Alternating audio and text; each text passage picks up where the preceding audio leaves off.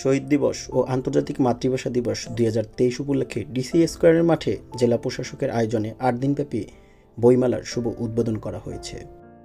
মঙ্গলবার 21শে ফেব্রুয়ারি বিকেল 5টার সময় ডিসি স্কয়ারের মাঠে প্রবেশ গেটে ফিতা কেটে মেলার শুভ উদ্বোধন করা হয়। এছাড়াও মহান শহীদ দিবস ও আন্তর্জাতিক মাতৃভাষা দিবস উপলক্ষে মুক্তিযুদ্ধের ইতিহাস তুলে ধরে ডিসি মঞ্চে আলোচনা সভা ও সাংস্কৃতিক অনুষ্ঠানের আয়োজন করা হয়েছে।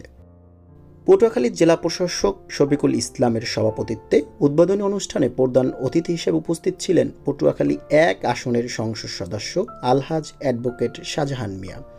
বিশেষ অতিথি হিসেবে উপস্থিত ছিলেন সংসদ সদস্য অধ্যাপিকা কাজী কানিজ সুলতানা হেলেন, জেলা পুলিশ সুপার সাইদুল ইসলাম, জেলা পরিষদের চেয়ারম্যান অ্যাডভোকেট হাফিজুর রহমান, জেলা আওয়ামী লীগের সভাপতি বীর মুক্তিযোদ্ধা আলহাজ কাজী আলমগীর, জেলা আওয়ামী লীগের সাধারণ সম্পাদক বীর মুক্তিযোদ্ধা আব্দুল মান্নান, পৌর মেয়র মহিউদ্দিন আহমেদ, সদর উপজেলা পরিষদের চেয়ারম্যান অ্যাডভোকেট গোলাম সরওয়ার। এছাড়াও পটুয়াখালী জেলা প্রেস ক্লাবের সভাপতি আনোয়ার হোসেন ও সাধারণ সম্পাদক আব্দুস সালাম আরিফ সহ বিভিন্ন প্রিন্ট ও ইলেকট্রনিক্স মিডিয়ার কর্মীরা উপস্থিত ছিলেন।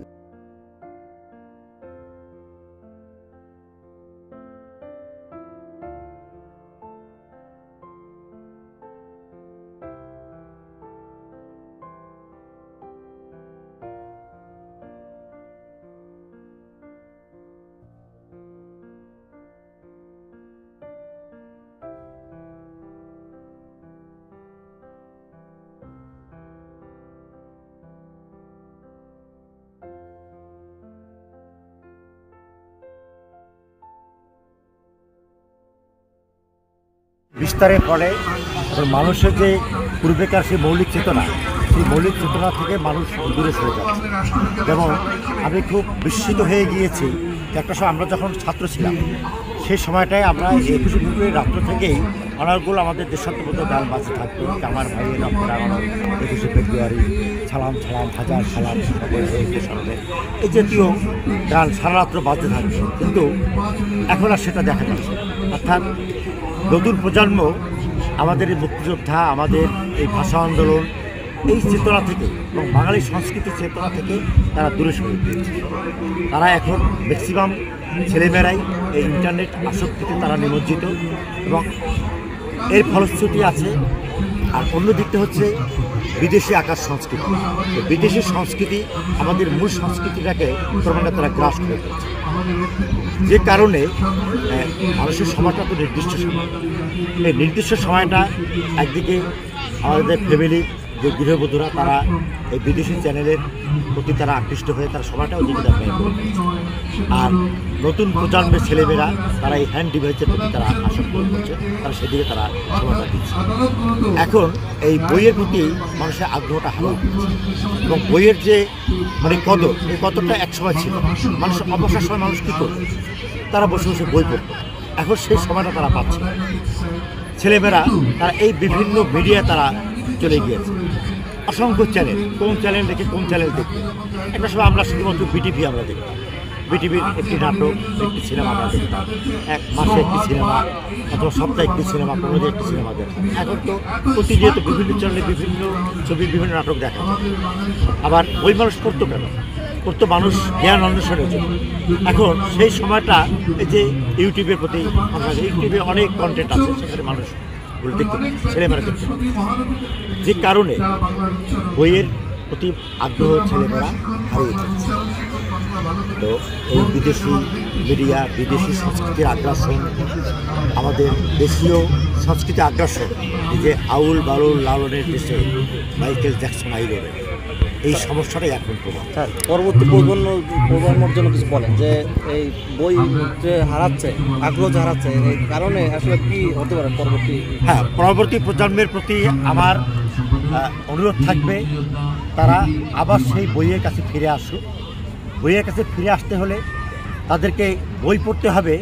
আমাদের যে দেশীয় সংস্কৃতি, আমাদের সাধারণ মানুষ, আমাদের খেতে প্রথমত আগ্রহ ফিরানোর জন্য স্টুডেন্টদেরকে ক্লাসমুখী হতে হবে। প্রতিষ্ঠান ভিত্তিক যে একাডেমিক যে পড়াশোনাগুলো, এতে মনোযোগী হতে হবে। যেমন আমাদের দেশের সন্তানেরা বর্তমানে আকাশ সংস্কৃতি, যেমন মোবাইল, ইউটিউব, ফেসবুক, সোশ্যাল মিডিয়ায় তারা অংশগ্রহণ করে ঠিকই, কিন্তু বইয়ের প্রতি তার যে আকর্ষণ এটা কিন্তু এর থেকে ধীরে ধীরে তারা পিছিয়ে যাচ্ছে।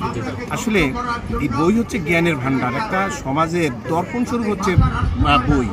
বই হচ্ছে সমাজের অরিজিনাল যে চিত্র, এটা বইয়ের মধ্যে থাকে, সংবাদপত্রের মধ্যে থাকে, বিভিন্ন মিডিয়ার মধ্যে থাকে, কিন্তু আমরা সেদিকে না গিয়ে আমরা এখন মোবাইলে শুধুমাত্র মোবাইলের যে স্ক্রিন যে এডিক্টেড, এরকমের একটা নেশার মতো, যে নেশা থেকে আমরা যদি পরিত্রাণ না পাই তাহলে কিন্তু বইয়ের প্রতি আগ্রহ বাড়ানো সম্ভব না। আর দ্বিতীয় দিকে আমাদের যে অভিভাবক যারা আছেন, অভিভাবকরা কিন্তু সচেতন না। তারা অনেক সময় ছেলেমেয়েদেরকে স্মার্টফোন কিনে দিচ্ছেন, তারা ভাবেন যে আমার ছেলে স্মার্টফোন ব্যবহার করে। আসলে স্মার্টফোনের পিছনে যে একটা খারাপ দিক আছে বা সাইড আছে, এটা বাবা মারা বুঝতে চান না। এবং টিচাররা, আমরা যারা টিচার, আমরা যারা পড়াশোনা করাই, আমরা যদি মোবাইলকে ইলেকট্রিক করতে চেষ্টা করি যে মোবাইল বহন করা নিষিদ্ধ বা মোবাইল ক্লাসে অন করবে না, তাতে বাবা মারার কি প্রভাব, কোন কিনে দিচ্ছে আমি, আমার ছেলে কেন মোবাইল ব্যবহার করবে না, ইত্যাদি বিভিন্ন সামাজিক যে আমাদের যে নৈতিকতার যে অবক্ষয়, এইসব কারণে আসলে ছেলেমেয়েরা বইয়ের কাছ থেকে দিনে দিনে মুখ ফিরিয়ে নিচ্ছে, তারা মোবাইলে ব্যবহার করতেছে। এবং পড়াশোনায় যে পরীক্ষার যে পদ্ধতি, এই পদ্ধতিকে নতুন করে ঢেলে সাজানো উচিত, কারণ ছেলেমেয়েরা না লিখেই ভালো রেজাল্ট করে যাচ্ছে। কারণ আমাদের শিক্ষা ব্যবস্থা এরকম যে বই মানে খাতা কালা দেখা যায় কিনা তাহলেই নাম্বার দিতে হবে, এরকম একটা প্রচলন কিন্তু আমাদের সমাজে আছে, যেটা আমাদের স্টুডেন্টদেরকে যেমন বলতেছে আমার পাশের যে ছেলেটা সে লেখাপড়া না করে A+ পাচ্ছে, আমি কেন পাবো, তার এরকম একটা ধারণা কিন্তু তার মধ্যে পোষণ করছে। সুতরাং এইসব কারণে ছেলেমেয়েরা বইয়ের প্রতি তার দিন দিন আগ্রহ হারাচ্ছে বলে আমি মনে করি। বইয়ের প্রতি আগ্রহ করতে হবে, তুলে ধরতে হবে। স্টুডেন্টরা কীভাবে পড়াশোনা করে, ওরা কী পড়ে, বইয়ের নাম জানাতে হবে, কী বই আছে আমার লাইব্রেরিতে, আমার শিক্ষা প্রতিষ্ঠানে যে পাঠাগার, সেই পাঠাগারকে আরও সুন্দর করে সাজাতে হবে, যাতে স্টুডেন্টরা জানে যে আমার পাঠাগার, আমার শিক্ষা প্রতিষ্ঠানে এই বই আছে। এই ধরনের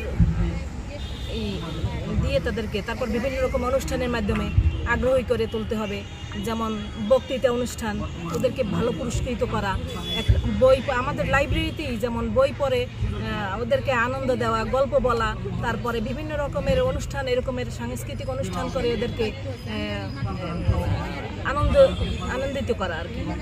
এই জন্য আসছে তো শুরু হইতে 5:30, তো অনেক বাচ্চারা চলে গেছে। আবার প্রথম দিন ঠিকভাবে বই ওদের মনের মতো বই পাচ্ছে না, একটা হইতে পারে। তো আমি শেরেবাংলা স্কুলের পক্ষ থেকে আমি বলি যে আমাদের বাচ্চারা বই পড়তে আগ্রহী আছে। আমরা কিছু বই শিশু একাডেমি থেকে আমাদের করছে, আমরা ওই বইগুলো দিয়ে রাতে কিনে বুঝছেন। এখন মনে হয় পরবর্তীতে 8 দিন ব্যাপী এর ভিতরে বই নেবে বাচ্চারা, আরও নতুন নতুন বই আসবে, ওরা পড়বে। যে বই পড়ে না সেটা বই ঠিকই পড়ে, বই এখন মোবাইলের যুগ, এখন দেখা যায় যে মোবাইলে সার্চ দিলে পরে যে বইটা প্রয়োজন, এই জন্য বইটা কিনবে, ওরা দেখা যায় যে মোবাইলে ইন্টারনেটে খুলে সার্চ দিলে পরে সেই বইটা পাইতেছে, আর যেটা প্রয়োজন সেটা পাইতেছে। এই জন্য মূলত কেনার তাদের আগ্রহ একটু কম, সেই তার যে ক্ষুধা, সেই ক্ষুধা নিয়ে বই নিবারণ করতে পারতেছে, আসলে কেনার আগ্রহটা আসলে জানার আগ্রহ কম, কেনার আগ্রহটা কম, এটা আসলে ওভাবে বলা যাবে না, কারণ আমাদের স্টুডেন্টরা তো পড়ার মধ্যে আছে, কিন্তু আমাদের যারা অভিভাবকরা আছে তাদেরকে উৎসাহিত করতে হবে, হ্যাঁ, যে আমরা বইমেলা যাই। যেমন আমার মেয়ে কিন্তু আজকে আসতে চেয়েছিল বই কেনার জন্য, তো আমি বলেছি আজকে প্রথম দিন, তো আজকে তার দরকার নেই, শুরু তারপরে। তো আমাদের এক্ষেত্রে যারা আমাদের অভিভাবক রয়েছে, আমাদের অনেক দায়িত্ব যে আমরা শিশুদেরকে, ছেলেমেয়েদেরকে বই মেলায় আসার জন্য, বই কেনার জন্য উৎসাহিত করবো, যাতে আমাদের পাশাপাশি যারা বিভিন্ন লেখকের বইগুলো পড়ে তারা মানে আমাদের বৈশ্বিক জ্ঞানের পাশাপাশি তারা তাদের সাহিত্য চর্চা হোক বা আদার্স বিষয়ে আমাদের বিজ্ঞান বিষয়ে বিভিন্ন বই রয়েছে, এগুলো পড়ে যাতে তাদের জ্ঞানের গভীরতা বৃদ্ধি করতে পারে। এবং বিশেষ করে এই বইগুলো তারা যখন এখন পড়বে উচ্চশিক্ষার ক্ষেত্রে, বা বিশেষ করে যখন তারা বিভিন্ন জবের জন্য যাবে, এখান থেকে কিন্তু তাদের অনেক লার্নিংয়ের বিষয় রয়েছে, হ্যাঁ।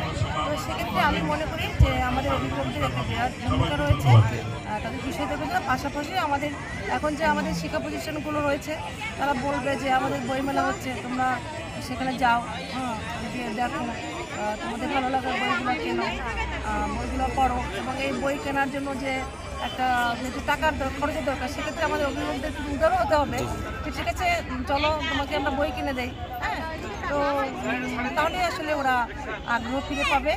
আর এখন আসলে আমাদের ছেলেমেয়েরা একটু পড়ালেখার, বিশেষ করে আমাদের এই যোগ্যতা ভিত্তিক বা সৃজনশীল পদ্ধতি আসার কারণে শিশুরা কিন্তু একটু পড়ালেখার চাপের মধ্যেও থাকে, হ্যাঁ। তো ওই জন্য ওরা, আর আমরা অভিভাবকরাও চাই কি শুধু পাঠ্য বই পড়ে, অন্য বই পড়ে সময় নষ্ট করা দরকার নেই। তো সেই পাঠ্য বইয়ের পাশাপাশি যে অন্য বই পড়ে সময় নষ্ট হবে না, এখান থেকে তার যে শিক্ষণীয় বিষয় আছে সেখানেও আমাদের একটা বিশাল ভূমিকা রয়েছে, হ্যাঁ। মোবাইল 21শে বইমেলা আসলেই মানুষজন আসলে বইমেলার প্রতি একটু ঝুঁকে যায়। ঠিক প্রতিবারের মতো এবারও বইমেলায় মানুষ আসছে এবং বই কিনতেছে, এবং আমাদের এখানে বিভিন্ন ধরনের বই আছে, উপন্যাস আছে, গল্প আছে এবং বিভিন্ন কবিতার বই আছে। মোটামুটি উপন্যাসের দিকেই মানুষের ঝোঁকটা বেশি এবং উপন্যাস বইটা খুব বেশি চলছে।